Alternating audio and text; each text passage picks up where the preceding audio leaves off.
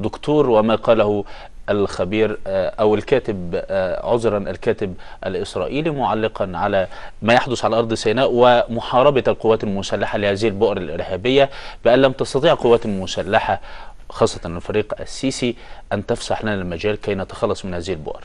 ردك على هذا الكاتب؟ اولا احنا بنحيي سياده اللواء ابراهيم شكيب، وده كان استاذ من اساتذتنا في القوات المسلحه واصبحنا زملاء. والاستاذ سياده اللواء ابراهيم شكيب قال فعلا ان الامن بيمشي في سيناء بتطور حلو جدا، واحنا ماشيين بمعدلات زي ما انا قلت لسيادتك في الاول الهدف اني اغلق الانفاق عشان امنع خط العوده والدخول الى سيناء. نعم، سناتي للانفاق. نعم. بالنسبه للكاتب الاسرائيلي، الكاتب الاسرائيلي عايز يوجد دور لاسرائيل ان ليها الحق في الدخول الى سيناء، ومجرد التلويح لدعم الحماس ان انا اقدر ادخل في اي لحظه بحجه ان الجيش المصري لم يسيطر على الامن واستتباب الامن في سيناء، مما يشكل هدف خطر على امن اسرائيل. نعم. اولا هو تناسى حاجتين مهمين جدا، ان خلال الفتره من 30/6 وحتى الان لم يطلق صاروخ واحد من داخل الاراضي المصريه استهدف الاراضي الاسرائيليه، ولم يطلق ايضا اي عمليات قتاليه من داخل غزه على اسرائيل. فاذا الى الان ده دليل على استحكام القبضة الأمنية والسيطرة الأمنية على الأراضي المصرية وعلى قطاع غزة، في أن لم يطلق إلى الآن لا من حماس ولا من العناصر الإرهابية داخل سيناء أي عمليات استهداف قتالية على الأراضي الإسرائيلية. فبالتالي كيف تتدخل إسرائيل وهي إلى الآن لم تتعرض لأي هجوم أو لأي انفراط أمني؟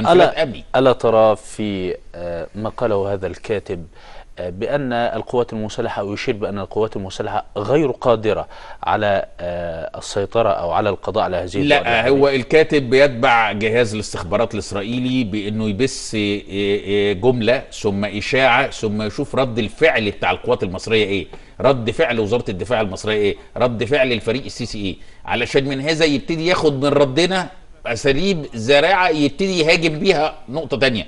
فوجد إحنا ما بنعملش بأقوال، لكن احنا بنعمل أفعال. نعم. في خطة موضوعة من القوات المسلحة ومن الجهات الأمنية بالسيطرة كاملة على سيناء، ثم تطهير البؤر الإرهابية بالكامل، ثم فرض التنمية في سيناء. هي أهم حاجة مش إن أخلص من البؤر الإرهابية. نعم. إني أعمل تنمية وأحسس المواطن السيناوي أولا وهو مواطن مصري يمتاز بقدرة عالية جدا من الوطنية وهو الإخلاص، لازم يحس ان الثوره دي خدمته وحققت له انجازات وحققت له حاجات وفرت له الامن اللي احنا كلنا بندور عليه. ولكن قبلها القضاء على هذه البؤر الارهابيه. القضاء على البؤر الارهابيه جاي في وقته، وفي اقل من 3-4 شهور هنجد ان البؤر الارهابيه ليست الا عمليات نوعيه منفرده على فترات متباعده جدا، والامن هيستتب باذن الله في سيناء. سياده دكتور، السؤال هنا متعلق ب مضى 70 يوم منذ قيام ثورة يونيو وعمل القوات المسلحة وتفويض الشعب المصري في 26 يوليو الشهر الماضي. سؤال هنا أقول: هل القوات المسلحة استطاعت بالفعل خلال هذه الفترة الكبيرة أن تقضي على عدد كبير من العناصر الإرهابية المتواجدة في سيناء؟